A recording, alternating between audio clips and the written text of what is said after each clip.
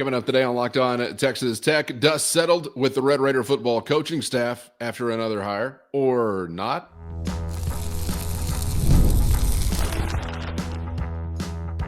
You are Locked On Texas Tech, your daily podcast on the Texas Tech Red Raiders. Part of the Locked On Podcast Network, your team every day. Great to be with you again on Locked On Texas Tech on the Locked On Podcast Network, your team every day, always free and available on YouTube or anywhere you get podcasts. Thanks as always for making us your first listen. Today's episode brought to you by Gametime. Download the Gametime app, create an account, and use our code LOCKEDONCollege for $20 off your first purchase. With the only Chris Level, I'm Casey Cowan. Chris, great to be back with you as we are plunged into our polar vortex in West Texas. Chris still out there suntanning somewhere in the state of Utah as we're getting ready for Operation Mission Utah Phase 2. You get a win in Salt Lake the other night. Now you move on to deal with BYU, and I imagine quite a different environment you're in for coming up within this one, Chris.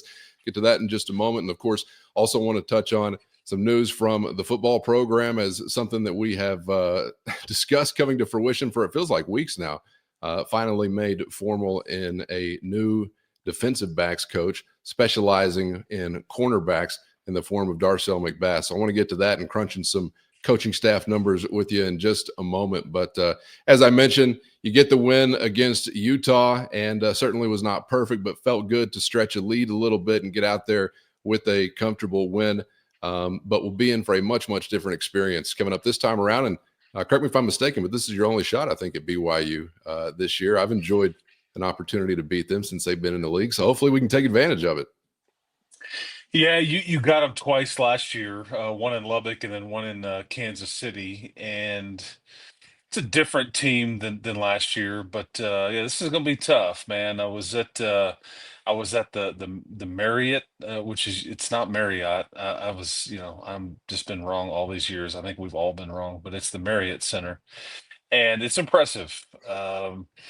But I think you'll play in front of the biggest crowd in your regular season tonight. And I mean, Kansas will be a problem, obviously, but then maybe in Kansas City, there'll be other crowds that are intimidating and on top of you and all that. But just the amount they're expecting 18,000 people.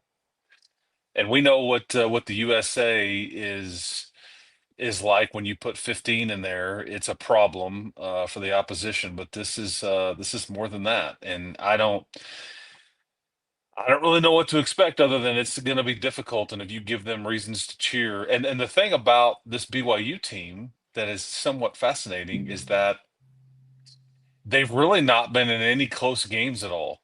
But their two conference games, they won in blowout fashion, and they got blown out, like a difference of 51 points in those two games.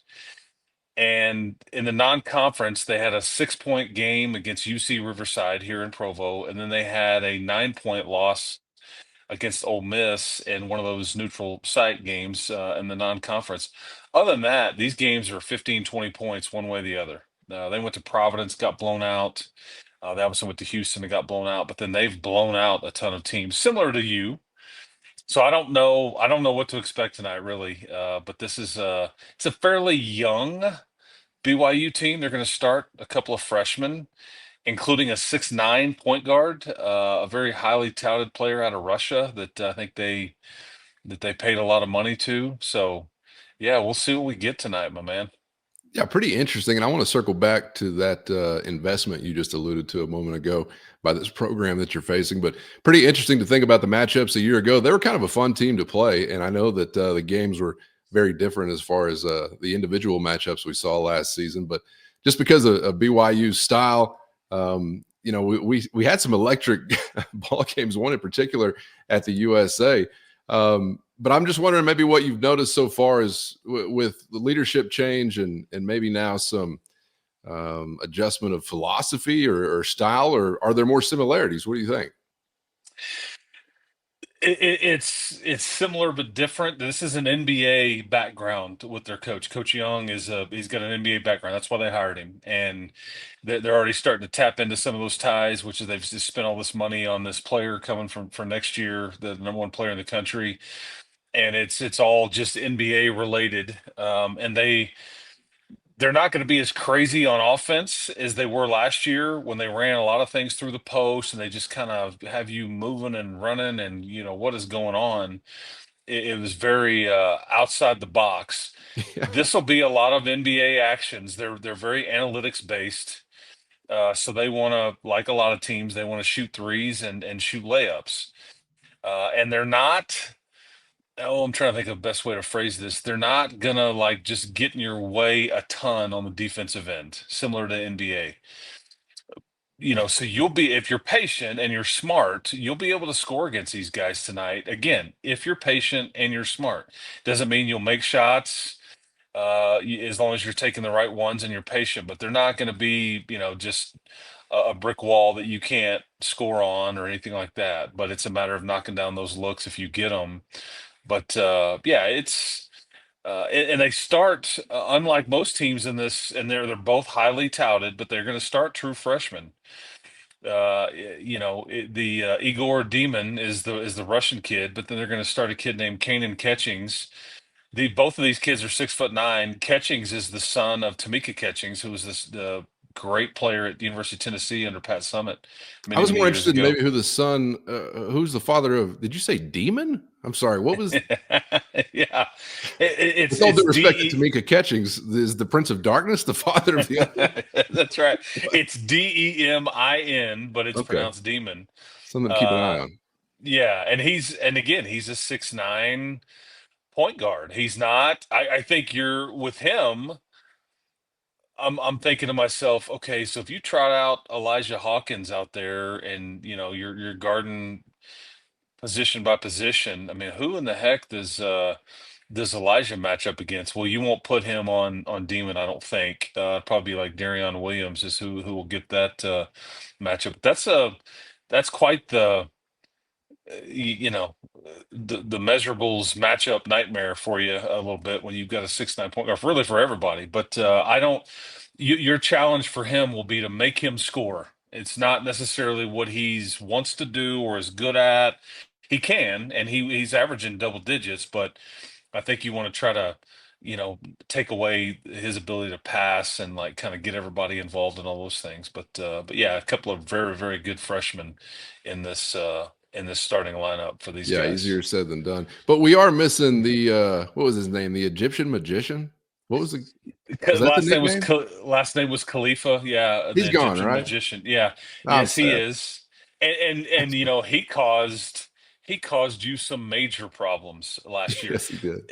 In Lubbock, the game in Kansas City, he didn't play much at all. He was kind of dinged up, but it's like whenever he came into the game, the ball was going through him, and he was a very horrible athlete, but a big time passer, great feel for the game. And he's just like wobbling up and down the floor, but he's a guy that'll be a nightmare at the Y in several years, wherever he's living as he gets older, because he's got a great old man game. Plays below the rim as a big guy and all that. But yeah, no, he won't. They do have another post player. Last name is Trey Orr. I think he wears number 45, and he'll be somewhat similar. But I think typically when they throw it to him in the post, he's just trying to score. He's trying to bully you. He's trying to score and all that. But this will be a lot of what they would term simple actions, but there's a phone book full of them. What Yeah. NBA teams typically run, and you're just trying to play sound defense because you can't prepare for everything that they'll try to run. And there's some young players running it too, but they've got talent. It's just young, and I think we'll see which Texas Tech team shows up. Does the new guy have a cool nickname at least? Anything you know of? Because I don't really miss the player, but I do miss the nickname. That's one of the great ones to come to the Big 12 in recent memory. Shout The out to the Egyptian magician. Yes, that's right. I That's love right. it. Yeah. Hey, I wanted to ask you this about Texas Tech specifically, not necessarily pertaining to the matchup, but was talking about this, texting back and forth with one of our Matador Mob insiders, Rocky, about a question as it relates to minutes. And his basic point was that he's seeing some things he likes from a few individuals who are coming off of the bench for the most part, and asking maybe who, if you could only pick one, because there's only so many minutes to go around, who you could tap for additional minutes, ideally. Are you mentioning a guy like Overton? Is it Anderson? Is it somebody else? And I kind of agree with this point because I think there have been some that have sort of risen above the others to really knock on that door to get on the floor a little bit more. First, today's episode brought to you by FanDuel. From big upsets to game-winning drives, the NFL playoffs are better with FanDuel. And right now, new customers can bet $5 and get $200 in bonus bets guaranteed. That's $200 in bonus bets, win or lose. The FanDuel app giving you everything you need for live betting, same-game parlays, and a whole lot more. Just visit FanDuel.com to join today and get started with $200 in bonus bets. That's FanDuel.com, and make this playoff season unforgettable with FanDuel, an official sportsbook partner of the NFL. Yeah, as I'm looking at it, I mean, this is a unique situation in that you really, and you're going to want to manage, if you can afford to, Darion Williams' minutes as we go, Chance McMillan's minutes as we go. You don't want them having to play 35, 40 minutes because over the course of time, you're gonna get the diminishing returns, I think, or potentially. But as I'm sitting here looking at it, JT Toppin averaging 25, Darion Williamson just averaging 28, McMillan, who's averaging the most, 31, Overton 27. He's a non-starter and he's playing a ton of minutes. Federico 18. That's been dictated by injury and foul trouble at times. Maybe you get a few more minutes to him, but I think that's a good sweet spot for him because he gets tired. And I think he's still dealing with a shoulder issue and those kinds of things. Christian Anderson, 26 minutes. I mean, and he's the young fella, and you're thinking like, man, a lot of times the young kids come in and they play maybe 15, maybe 10. He's averaging 26 minutes a game. And I don't really see that. I mean, Kerwin Walton only averaging 19. So it's pretty spread around. I was going to say, you mentioned those three numbers, and none of them are really small numbers. So it's not like they can't get on the court. Maybe they're out there as much as can possibly be. Yeah, I think so EY, I thought there was a chance that EY would have maybe played a bit more. He barely got into the game versus Utah.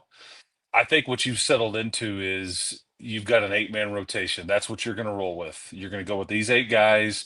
I think EY is there to help if needed, and that's where it stops. In a game that's still being contested and those kinds of things, unless you're just emptying the bench. But yeah, that's these are the 8 guys you're going to go to war with, and we'll see. But I mean, the young fella's playing a ton. Your backup big is, I think, playing is about as many minutes, quality minutes as he can. And Overton's playing starters type minutes. I mean, he's just under Chance McMillan and Darion Williams. So yeah, I don't know if I would see too much of an adjustment there. Again, injury or foul trouble, some of those kinds of things will dictate this as we go. Because again, we got 18 more rounds of this fight, I guess, that we're in. I think if I just in a perfect world, like somebody's going to get another run or 2 or 5 or whatever it is, here's some more minutes for somebody, I may go Overton. And I know the minutes are already big, but just saying if there's a guy you'd like to see on the floor more that oftentimes isn't out there among the first 5, I feel like he almost kind of fits, and he's a new guy, so it's a hard role to play, but he fits the description of kind of what you were talking about Tech being without to a degree on some recent episodes, because I've seen some fire to him. It seems like I don't know him personally. He doesn't seem like he's a guy that likes to lose, though. It seems like there's a competitive edge to the dude. It's really difficult to just come in the door and take a leadership role. But if I had to just choose one, that may be a guy I'd say, yeah, give me a little more than that. But as Chris just outlined there, they're already given quite a bit. Yeah, it was his birthday yesterday, and the fun thing about Kevin is that you're going to get to grow old with him. I think ideally, he'll be here for 2 more years, and I think he does have a little fire to him. But I guess maybe he reminds me of a younger version of like a Brandon Francis, which was a super sub for you and on some really good teams. And I think he embraced that role of coming off the bench because, we touched on this a couple of shows ago, but would they consider inserting Kevin into the starting lineup and then letting Kerwin come off the bench? I gather at this point they're not ready to do that. And then Kerwin obviously had to knock down a couple of threes the other night, and he played really good defense. So, and in some ways it's semantics. I mean, it's like they're both playing plenty of minutes, and Kevin's playing Yeah. 7 more minutes on average than Kerwin is. But there is kind of an orchestration defined, as anybody that's been around basketball knows, where it's not just your best 5 players you throw out there first. You like to have that punch off the bench when it's Yep, time to go there. And absolutely. he, along with some others, have been pretty good actually in filling that role. So I like the question. Let us know what you think if you had to choose maybe one of the guys we've already mentioned or somebody else in the YouTube comments. Shout out to our guy Rocky and all of the Matador Mob. Chris, I want to make a hard left with you to wrap up our conversation here today. Back to Joey McGuire and the Red Raider football program. First, today's episode brought to you by Gametime. Whether it's sports, music, comedy, or beyond, we all love going to live events. And now Gametime has made it even easier to get tickets for your favorite events with their new feature, Gametime Picks. This feature trims all the fat to show you only incredible deals on great seats, so you don't have to waste time searching through thousands of tickets. You'll always find can't beat deals. Plus, the app's all-in pricing shows the total cost up front with no surprise fees at checkout. Take the guesswork out of buying tickets with Gametime. Download the Gametime app today, create an account, and use our code LOCKEDONCollege for $20 off your first purchase. Terms do apply. Again, create an account and redeem our code LOCKEDONCollege for $20 off. Download Gametime today. What time is it? Gametime. We have discussed Darcel McBath as somebody that could be ascending into an official role as an assistant coach, a position coach, and we finally seen that made formal now as far as it relates to the cornerbacks. And man, it was great to see him return to campus in the initial role, because he was a favorite Red Raider during his time, obviously in Lubbock previously. So something definitely that's easy to celebrate, seeing it made official by the program. Yeah, I mean, again, we thought this was going to happen, and I think they just wanted to give Coach Green and then obviously Coach McBath their own day, their own press release, their own announcement. I think Darcel, when he came back here less than a year ago and joined the staff in a lead scout, lead analyst type of role, I think this was ultimately his end game. Is I think he wanted to be on the staff, and because he still lives in the Metroplex, and so now he's going to have to move his family here, and so they kind of eased into this deal. But he's one of my all-time favorites, man. As a player, as a person, he's just good. And what I like about guys like this, he's a really good recruiter. But he's all in, like he's all in here, and that's why it's such a good situation for the defense, is that he really cares, but he also really cares about this place and all those things. And that doesn't, as we've seen in the past, it doesn't always guarantee you anything. But yeah, Darcel, and I think you were kind of tipped off whenever he was so involved in the Bryce Pollock commitment. I'd be willing to tell you that the Pollock family and Bryce himself were probably led to believe at the time, hey man, I'll be coaching you. I'd love to have you, and that's probably how that went down. But yeah, he's got a whole new group of corners to deal with and to coach, and that part should be a lot of fun, because you got a bunch of 6'2", bunch of experience running around now, and a lot of depth, and not necessarily sure if they're done there or not, but this is a good fit for all involved. Well, I'm glad you mentioned in association with that fit, it not necessarily guaranteeing anything, because I'm kind of wondering, is there some sort of little like hex here for a Red Raider to break as far as like a sustainably successful time as an assistant, or maybe even a head coach? If you look back to Coach Kingsbury, always guys that clearly the fan base wants to see succeed. I'm probably missing somebody, because so many names come and go through. And I'm thinking about somebody like Sonny Cumbie, who I think left here on successful terms in the sense that he's going on to be a head coach. But it's kind of been a tough road to hoe, man, whenever you are a Red Raider and you're in a place that feels like home, and some things are taken very personally. But much like, we see guys in the past and guys presently, whether it's Coach Kitley even or someone like that, but specifically these athletes that, man, there's a lot of weight on the shoulders, I think, when you find that personal tie and you're really involved in a different kind of way. Yeah, it's a fair point. And Jashawn Johnson is on the staff as well, and he's a former really good player too. I'm like, man, if some of these safeties could tackle as well in the open field as you Yeah, did, we'd be in a lot better spot. Talking about Johnson, but yeah, it's a fair, and I think you've had a lot of guys come through here, football, basketball, people just that have, and that's not atypical from a lot of college programs. Is yeah. that when somebody's got ties to you?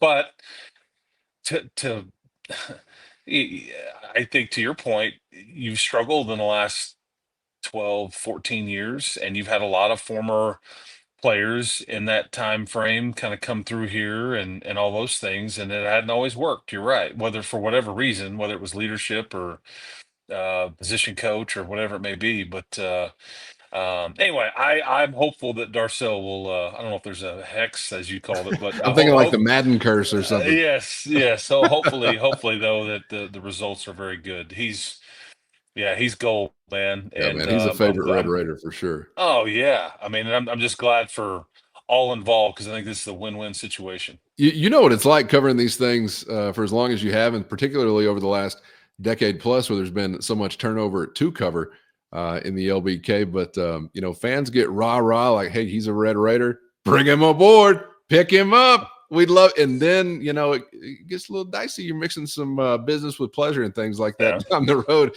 Got to have some hard conversations, but it is a business after all, and I'm sure they all understand that. But glad to have Darcel there. And now looking elsewhere on the list, Chris, and this is a conversation that's made maybe even more difficult to kind of get a grasp on because so many things change, seems like week to week or hour to hour with NCAA rules as it relates to staff members, assistant members, the difference in those two categories. So I'm just kind of wondering maybe what your outlook is now, some things you're keeping an eye on as far as movement to happen or what does or doesn't have to happen given where we stand currently. You talking about the football roster? Yeah. No, the staff. Yeah. The staff. Well, okay, okay. Well, and because there's trying to figure out the roster as well that for all the same things that you just lined out. Yeah, The because things entire change. program. Who's coming, who's going. Yeah, things change hour by hour there too. As far as the staff goes, I think that your assistant coaches are now locked. I think this is what, unless there's some craziness that happens, like the Hamby thing, which would be at an odd time, or I think this is what your staff will be for the 2025 season.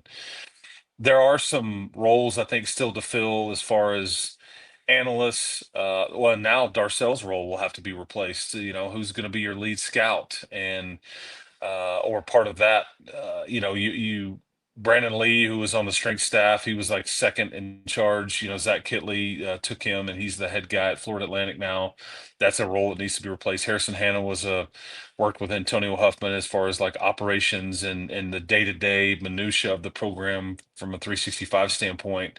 That role needs to be replaced, and some of these roles may be being filled as we speak, but it's not necessarily roles or people that the fans are going to be super aware of. But there's a lot of folks involved in the day-to-day business of Texas Tech football and all these football programs. So some of those roles still being attacked, and you'll see some of the graduate assistant types that will, you know, take jobs elsewhere. There'll be some churn there for sure. And then you'll bring, Coach Leftwich, Coach Wood will obviously bring some folks in that they know that are on the lower end of the pecking order and everything like that. But it's not necessarily folks that the fans would be aware of.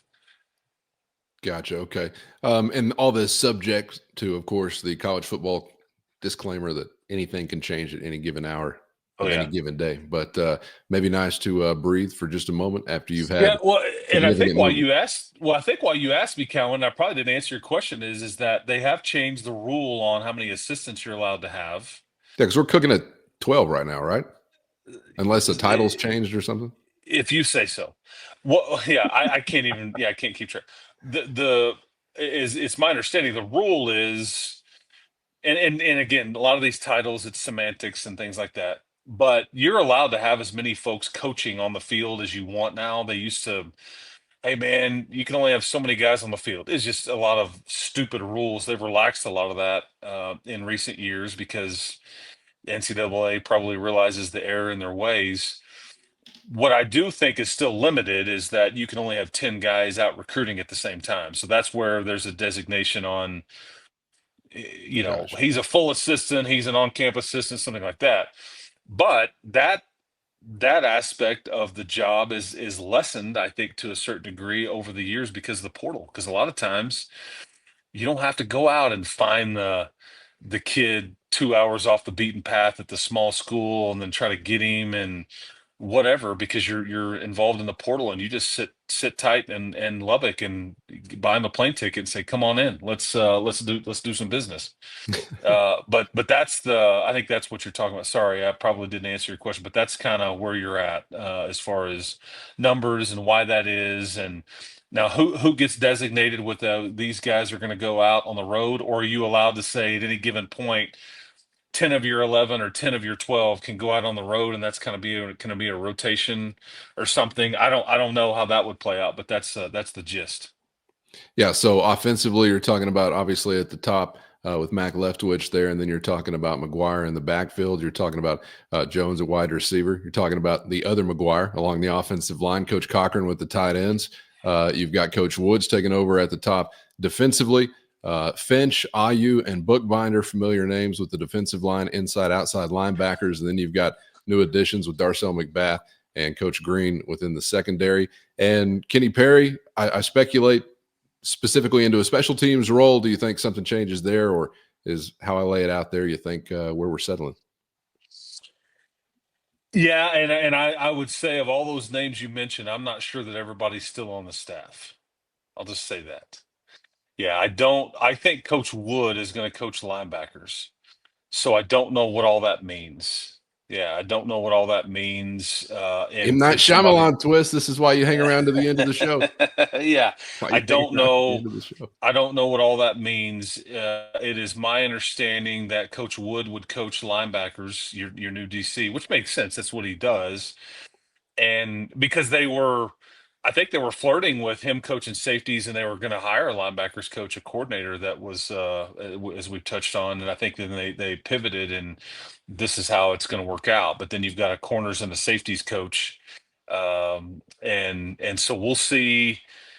We'll see what that means for. I guess that we would be talking about Coach Bookbinder, and could he be in Harrison Hanna's role? Could he do something different? I'm not real sure. This is the part when I think about Josh, if he's not coaching linebackers anymore, I'm thinking, because would we agree that Jacob Rodriguez is one of the best players on your team? We would. Okay, and I think at some level, Coach Bookbinder deserves some credit there for that. I'm not there every minute of every day. I don't know, but I mean, at some point, you're a product of your surroundings, and obviously, Josh coached him on a day to day, and obviously, you've touched on, John Curry elevating his play. Ben Roberts maybe didn't have the kind of year that we would have thought, so that there's that too. Bryce Ramirez was hurt. Dingle kind of shows up and flashes at times, but it was a group that remained untouched in the portal. Every other position group, but you're going to bring this particular group. Justin Horn obviously got hurt at the tail end, but it reminded me of if Josh isn't coaching linebackers anymore, and we'll see if he gets reassigned or if he goes elsewhere, whatever. It kind of sucks because this is just the business, but it reminds me of Tommy Maynard, who I'm still friends with to this day, and Tommy Maynard was Coach Maynard's son. And Tommy was the outside receivers coach when Tuberville did the whole 50-yard line deal, and he cruised and he left. And Tommy Maynard had coached two 1,000-yard receivers. And then you look up and it's like you don't have a job anymore. And you're like, what? I literally did my job about as good as I possibly could have, but this is the business. And so anyways, Brought Jakeem Grant to campus in that example, right? Unless my memory is incorrect. He did. He brought LaRaven Clark to camp. I mean, yeah, he was a stud, man. And yeah, he followed Neil around a little bit. Then he was with Coach Luttrell at North Texas, and now I think he's out of it altogether. The 806 is always down with the Maynards. Yes. For life. Yep. Great family. Yep. Great family. All right, man. Some interesting stuff to consider there as we continue to move through this time. And of course, we're going to revisit some of the conversations that we've been having as it relates to future action this week, the next, or anytime within this portal window. We'll get back to a player perspective on still some moves to be made with the roster coming up. And hopefully Chris Level will return from the state of Utah at some point in time to God's country. I mean, it's getting like Donner Party-ish out there. If anybody asks you if you'd rather have a thigh or wing, double check that source, Chris. All right. But hope to see you soon. Packing another win would be nice if you can sweep a Utah road trip. That's the goal, man. That would be the goal. I would ask you this: if I offer it up and you could go 1-1 this week, would you take it? Because it's either a really good road win tonight, or it's against maybe the best team in your league at home on Saturday against Iowa State. Either one, for different reasons, are going to be tough to get. But that's why anyway. That's a tough question, because you did get a road one, so you got that little feather, even though it wasn't against the better team of the two. Yeah. But then a win like that against a team with a resume like that in your building, and maybe I'd be there in a seat. Yeah, I'm probably gonna defer to option B, I guess. Okay, all right. We'll see. Well, yeah. So, and it'd be great to get both of them, but the Iowa State game would pay some serious dividends. But I think so with this, BYU's ranked top 50 in the net and all those things. So they're going to be a handful. Let's just roll and take both. How about that? Let's be greedy. All right. Appreciate your time, Chris, and appreciate everybody for being out there. As always, shout out to the everydayers for always riding along, and shout out to the Matador Mob. If you're interested in getting involved, hit the show notes for a link to a free trial, 14 days to try it on, see how it suits you. Your direct line to Chris and myself with one-on-one text and straight to your phone. For Chris Level, I'm Casey Cowan. Stay warm out there. Timbers are shivering in West Texas, so take care. And we hope to see you back thawed out for the next round of Locked On Texas Tech.